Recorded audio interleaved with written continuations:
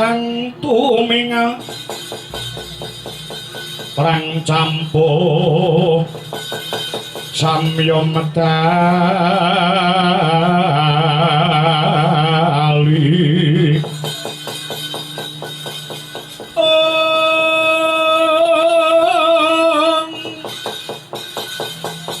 perang campuh samya medali tatet wileteng kata tajwangkung manguncang niti benjang sangat jimicil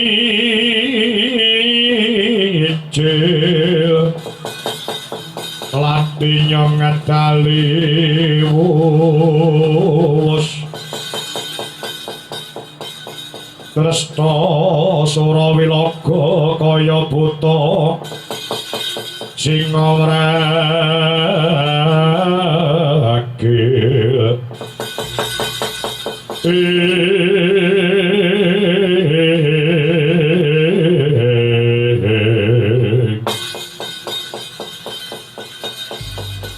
ya jagat ya dewa ya Bathara Hyang Sukma mangadili luwih payungana wong sak jagat raya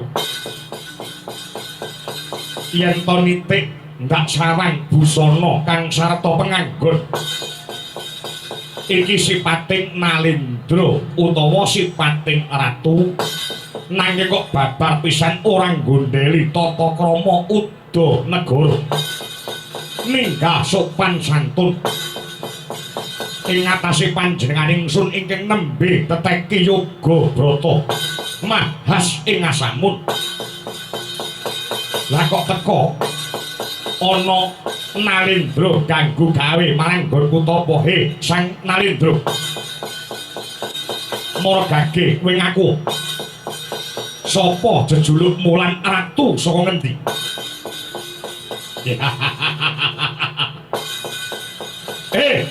monyet kaya dapur ora sisik pandulung Nalendra saka negara Ngalengka Prabu Dasamuka ya sang Prabu arah Manaraja kowe sing jenenge Resi Subali ya aku Resi Subali ya gini yo sebabe apa kowe ganggu gawe marang nggonku teteki yoga brata Subali kawruhan ana nggonku tumeka ning papan iki. Nggonku tumeka ana ing papan kene ya mung merga kowe duwe perkara kelawan aku. Kosek kuwi aja ngenek-ngenekake perkara, aja gawe-gawe perkara. Sajeke Subali iki ora nate oncat, tegese ora nate lunga saka papan iki. Lah kok kowe wekasane ngene? Ana dasare. Ana dasare nggonmu kowe gawe perkara lawan Dasamuka. Slendrukna rasane atimu. Anane aku nenutuh marang jeneng sira he Resi Subali.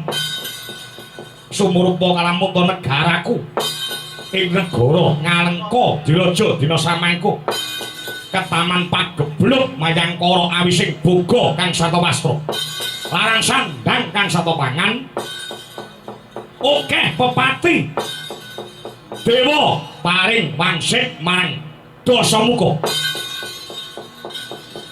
Dewa paring mangsit marang arah Wanaraja yen to negaraku ketaman gara-gara pagebluk Mayangkara kuwi saka ana uripe sipating Rewanda utawa kethek sing jenenge Subali. Ing dadake perkara negaraku ketaman welaking dewa.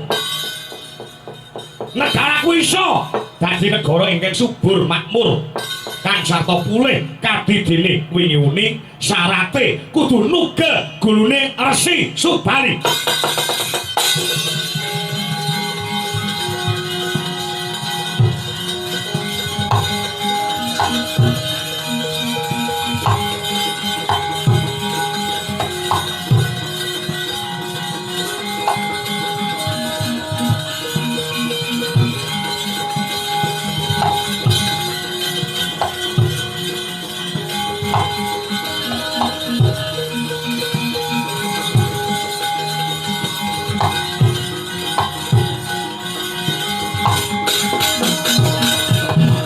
Trisang kapirangu rinangkul kinempe kempit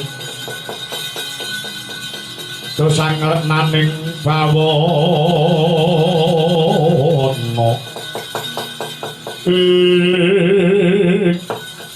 negaramu ketaman pagebluk Mayangkara. Yo syarate pagebluk sumingkir kudu nugel gulune Resi Subali. Pancen kaya mangkono.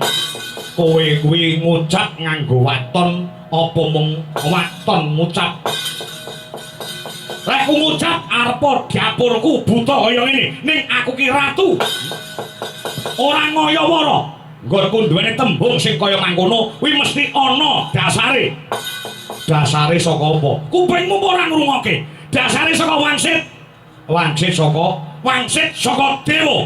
Dewa ngendi? Dewa kayangan. Kabeh dewa ning kayangan. Ora nek dewa ning Kramat Tunggal ora enek. Mestine lek ngerti lan ana dununge dhewe-dhewe.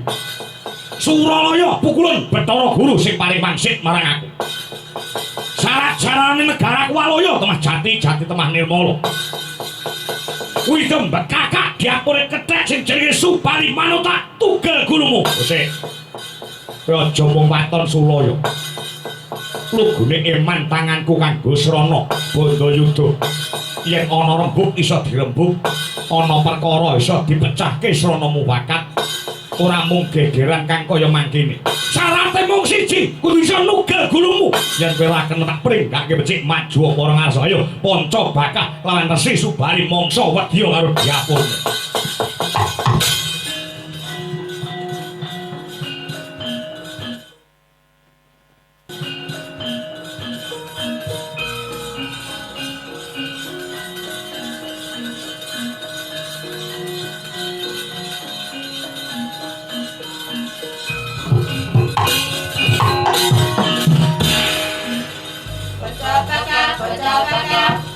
Andan yudha tanding sikam tukat adu paseng Parasan Pajabaka Andan yudha tanding sikam tukat adu paseng Parasan Dapurmu monyet Japura kecek ero.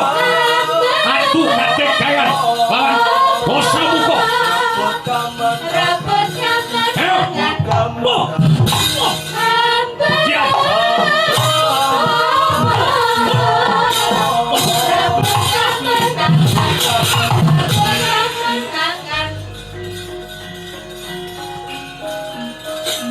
Mo.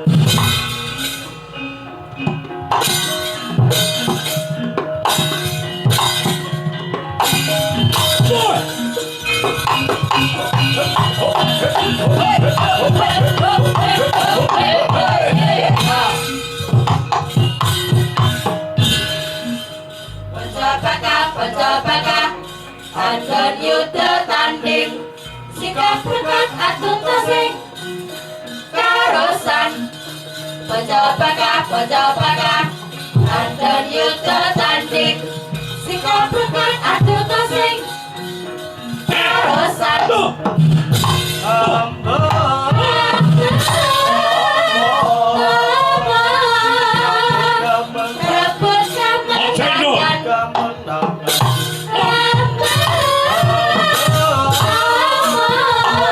rebut kemenangan. Rebut kemenangan.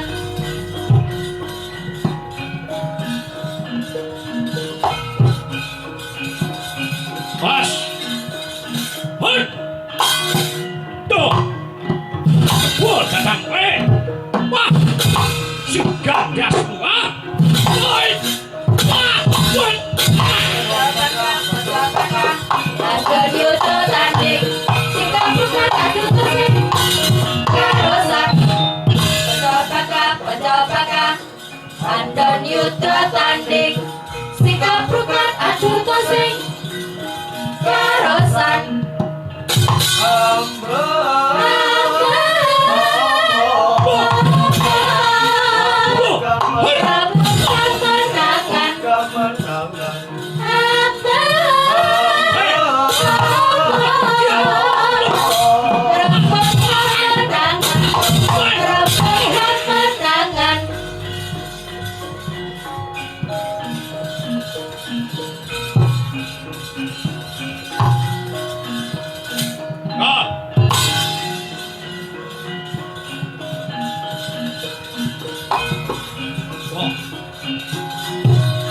Pas. Pencapaka Andon yuda tanding sikap berkat adu tasing karosan Pencapaka